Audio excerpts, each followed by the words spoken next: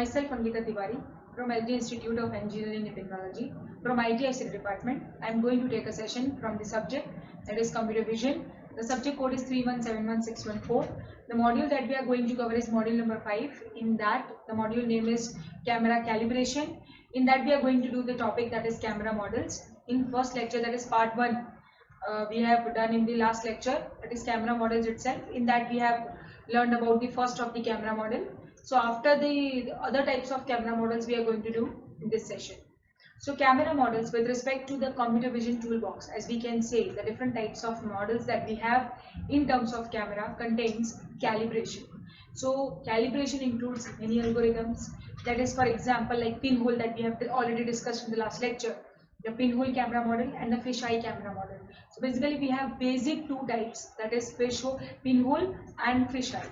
Now you can use the fisheye model with cameras that is up to a field, that is view of FOV of 195 degrees. So pinhole camera model, we have the first that we have already discussed. Today we are going to discuss fisheye camera model. Then we are going to discuss orthographic projection, scale orthographic projection, para-perspective projection and the perspective projections. Now starting with the topic, that is fisheye camera model. So fisheye camera model, that is fisheye cameras, we can say, are used in odometry, where we have to get a transaction in a transaction form, in expand form, and to solve the simultaneous localization, we can say, and the mapping, okay, of the problems visually. So we can see other applications that includes, which uses fisheye camera model, is, we can say, surveillance system, GoPro, virtual reality, to capture a 360-degree field of view, that is FOV, and the stitching algorithms that we have for a particular system. So these cameras, basically we are talking about the fisheye camera model. These cameras use a complex series of lenses to enlarge the camera's field of view, enabling it to capture wide, that is panorama view already have in your cameras as well, or hemispherical images, we can say that. So however, we can say the lenses that achieve this extremely wide angle view by distorting the lines of perspective in the images, we can get through fisheye camera model. As for example, here the view is given, okay, fisheye camera model view, okay, and the end dimension, okay, that distorted, we can say the ordered, we can say that is other image as in fisheye camera view. The image, as you can see, in a broader way, the other of the part, that is defined part, is given in the next of the image. Okay, the image is with an angle and in a broader view form.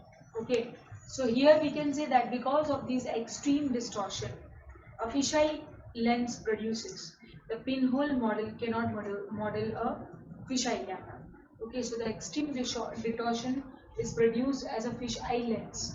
As for example, here as you can see, the object is placed with respect to the view, okay, and then we are having the object. So this is what the camera plane that we are having it, pinhole I'm talking about with respect to fisheye. So fisheye is like we are taking each and every view with respect to broader sense on the scale itself, okay, and this with respect to the different parameters which is coming from the object itself.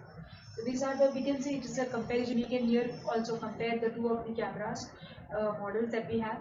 Orthographic projections that we have. Orthographic projection, the projection that we are taking in, means we are having an object, we are having a camera, we are imparting that object into the camera film, and we are taking the scaled form, means all the projections we are taking it. And here I am talking about the orthographic, means with respect to the views that we have, top view, bottom view, side view, left view, okay. So these are the front view, back view. So with respect to that, we are having an plane, okay, where we are getting the image.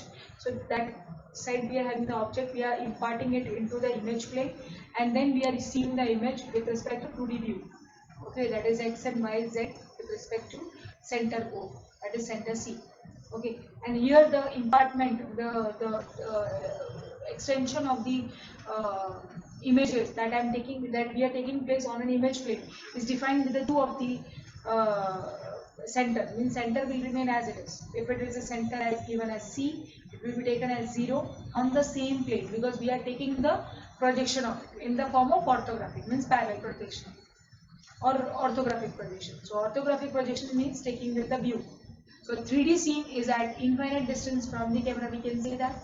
So all the projection lines are parallel to the optical axis that we have. So we can say that x, small x is equals to capital X, the parameter which is defined, and y is equals to capital Y, which is taking place with respect to x parameter. So here the scene, as you can see, the scaled orthographic projection here, which is shown as the parameter is taken with respect to scale only. Okay, means everything is defined with respect to x and y and z plane, and the parameter is defined with center C. Okay, now here the projection is taking place. Okay, the point is taking place on a film, and that film is being projected here on the plane. Okay, so the distance between the two of the form, that is the view plane that we are taking it, and the camera plane that we are projecting it, that from C to capital C, it is known as focal length depth. Okay, since depth is less than equal to, we can say, distance of the camera, Z is the same for all the scene points. We can say from the object to the view plane, okay, to the camera plane, every pair Z will be same. Okay, so here we can say that x is equals to sx, means with respect to how much scaling factor we are increasing it, same with respect to y, that is y is equals to sy. So s is equals to f upon z0 for all the scene points that we are having. Now perspective projections. Now the perspective projections that we have with respect to C, okay, that is Cx, Cy and Cz. Okay, here the image frame is taken and parallelly the projections have been taken on the camera's xy plane. So here that is the camera xy plane. This is the image plane that we have, and we are imparting it onto the image frame parallelly and to get the points of P and Q in order to see in the 2D view. Okay, so XYZ here is the world frame, we can say this is the actual representation, and here the 2D to 3D presentation that we are taking place in form of projections. Now what are lenses? What is lens? How a lens is formed, how it is placed, how the focal length is being taken place or focal point is being taking place. So we are having optical axis, aperture. Okay, here I have shown you the diagram as well. What is an aperture? The lines which are being taken here with respect to lens, with respect to object. Okay, D, we can say the distance, F is the focal point that we have, and small f is the distance between the F and your aperture distance in middle.